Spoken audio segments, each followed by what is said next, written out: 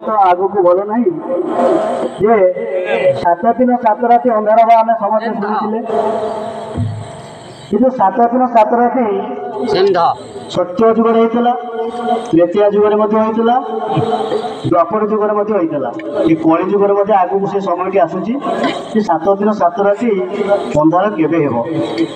से विषय महापुरुष मालिका शास्त्र में वर्णना कर शुणा 7 दिन 7 राति केवे अंधार हेब तार भितर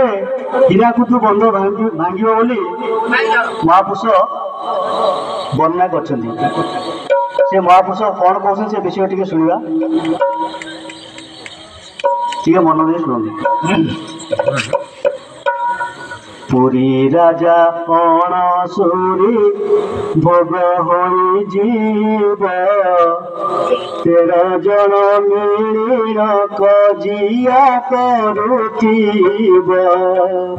पुरी राजा अणसुरी भोग होई जीव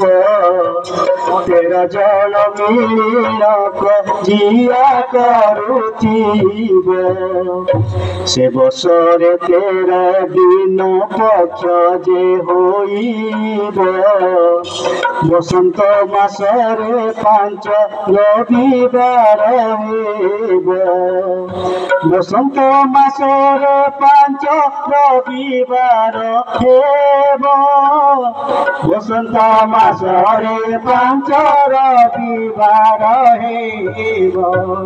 कौन क्वेश्चन थी जे पुरी राजा अणस्तरी भोग हो 13 जन मिलिन कजिया करुथिब आगु से समय आसी बर्तमान आम गजपति महाराजा अणस्तरी अंक आरंभ है ये शून्य ठार सी कहते अंक भोग हो 69 भोग होगा 70 अंक आसो सी कौन 13 जन मिलिकी कजिया करेंगे से वर्ष 13 दिन पक्ष जो हो बसंत मासरे 5 रविवार हम गोटे मसरे 5 रविवार पड़ो आगू से समय आसूची से कहते यही समय लीला गुड़ाक सब हम पुणी कौन हम ना हीराकुद बंध घटी कुछुली पड़ब ओडिशार 6 जिला जला न बहेब हीराकुद बंध घटी कुछुली पड़ब ओडिशार 6 जिला जला न बहेब हीराकुद बंध गोटी उछुड़ी पड़ो जो महापुरुष मारिका लिखिले जो हीराकुद बंध हो 600 वर्ष तले महापुरुष जो मालिका रचना कले कौन हीराकुद बंध होता हीराकुद बंध तो एवं ना सी से आकलन कर लिखिं जे हीराकुद बंध गोटी उछुड़ी पड़ो ओडिशार 6 जिला जला नब 6 जिला माने 6टा जिला को बर्तमान 13टी जिला ये जो जगतसिंहपुर ठार आरंभ कर जो संबलपुर ठार आरंभ कर हीराकुद जो 6टी जिला है 13टी जिले में परिणत हो महापुरुष कहीं लिखिं 13 जिला जलार्णव हम बोली जो हीराकुद बंधटी भांग 13टी जिला जलार्णव हम बोली महापुरुष कहते सी 6 जिला मान से महापुरुष 600 वर्ष तले कहते 6टी जिला पुणी कौन कहते ना चैत्र मास कृष्ण पक्ष चतुर्दशी दिन अंधकार घटिब टीका प्रमाण चैत्र मास कृष्ण पक्ष चतुर्दशी दिन अंधकार घटिब टीका प्रमाण पूर्णमी संक्रांति आदि सब गुरुवार से सन अंक सब थिब 13 से सन अंक सब थिब 13 से सन अंक सब थिब 13 से कहते चैत्र मास कृष्ण पक्ष हो चतुर्दशी दिन ये अंधकार घटो ये 7 दिन 7 रात अंधार आरंभ हम केमती ना पूर्णमी संक्रांति आदि सब गुरुवार पड़ती गुरुवार से कहते हीराकुद बंध भांग बोली से कौन कहती सेकाले सब 13 होइतिबो 13 जोड़ होइतिबो बोली कहउछन्ती पुणी कहती ना 7 दिन 7 राति अंगार होइबो चंद्र सूर्य को कुहुड़ी घोड़ाई रखिबो 7 दिन 7 राति अंगार होइबो चंद्र सूर्य को कुहुड़ी घोड़ाई रखिबो 49 खंड होई पवन बहिब सरकार बुद्धि विद्या उभाइन जीव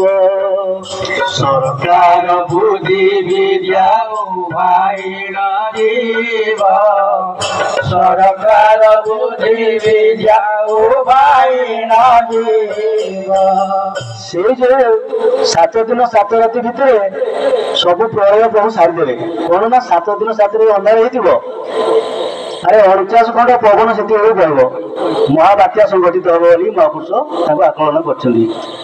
पुणी कौन हम ना सरकार आउ बुद्धि विद्या किसी कम कर पुणी कौन हम ना अचानक होई करी अनेक मरिबे एही अंक में 6 सब विनाश होइबे एही अंक में 6 सब विनाश होइबे यही अंक में 6 सब विनाश होइबे सेतबेलू अरे पूर्व दिगरु समुद्र मारी आसुथिबो पानीटा को जो हीराकुद पानीटा आसीबो सेति को चितल माछ एवं कोला कुमर मध्ये सेतिरे आसीबे सारला मंदिर रे भेट हेबे मालिका लेखा है आम शुणुचे जानिचे आगुरु से समय कौन हम ना समुद्र पानीटा को ठेलेकी रखिबो हीराकुद जो पानीटा आसीबो 13टी जिला जलार्णव हबो म्लेच्छ माने सब सेठी सहार हो जिवे कहउछन्ती जे भक्त थिबे से सेतबेलू प्रभु ताकू केमति रक्षा करिवे से कथा मध्ये महापुरुष कहउछन्ती से कहते से समय को बंचा केमती भक्त मैंने केमती बचे क्या ये जो लीलाटी प्रभु रचना करेंगे समस्त कौन मारदेवे कि किसी लोक तो रही ना सी कहते जी एकाक्षर भक्त होकाक्षर भजन कर आम आर मेला आड़ करते आर मानने आलोचना करते अणाक्षर तत्व विषय से अणाक्षर तत्व गुप्त अच्छी से संसार प्रकाश्य नुहे अणाक्षर जप से सार हम से कहते सी अणाक्षर जप जी जानी सी तौक सी सार हम पुणी एक कथा कौन हम ना सी महापुरुष कहते कौन यही लीला मान निश्चय घटिब दिव्य सिंह 45 राम रे दिव्य सिंह 45 राम रे दिव्य सिंह 45 शून्य बाना धरी आसबे श्रीहरि धरिण कलंकी बेश राम रे धरिण कलंकी बेश राम रे धरिण कलंकी बेश ये जो कथा आलोचना कले ये महापुरुष अच्युत लिखिले जे यही लीला मान निश्चय घटब माने यहाँ मिथ्या कथा नुहे महापुरुष बाणी के मिथ्या हम ना ये कथा निश्चय घटब केबे ना दिव्य सिंह 39 सॉरी 45 दिव्य सिंह 45 अंक चली ये लीलाटी घटब आम तो प्रथम आरंभ कल दिव्य सिंह मनस्तूरी अंक चलता बोली ये कौन लिखिले 45 अंक आम ये कन्फ्यूज हेले कौन यहाँ किसी बुझीपारे महापुरुष ठारागार कथा बुझे सहज नुहे ये गुप्त कथा क्या जदि संसार को दिया माने महापुरुष कहते कौन जो मैंने म्लेच्छ मैंने चालाकी जो चतुर हो तेणुक गुप्त रखा जाए अंकटी को तथापि आम आज ये अंक विषय टे सामयिक सूचना मुझे देवी टे मन दी शुणु सी कहते कौन यही लीला मान निश्चय घटब दिव्य सिंह 45 शून्य बाना धरी आसबे श्रीहरि धरिण कलंकी बेश से कल्की कल्की तो अवतार हो समस्त जाने कल्की बेश कल्की से संहार आरंभ कर कलंकी लीला कलंकी शक्ति प्रवेश कर मनुष्य शरीर में कल्की शक्ति प्रवेश कर संहार आरंभ कर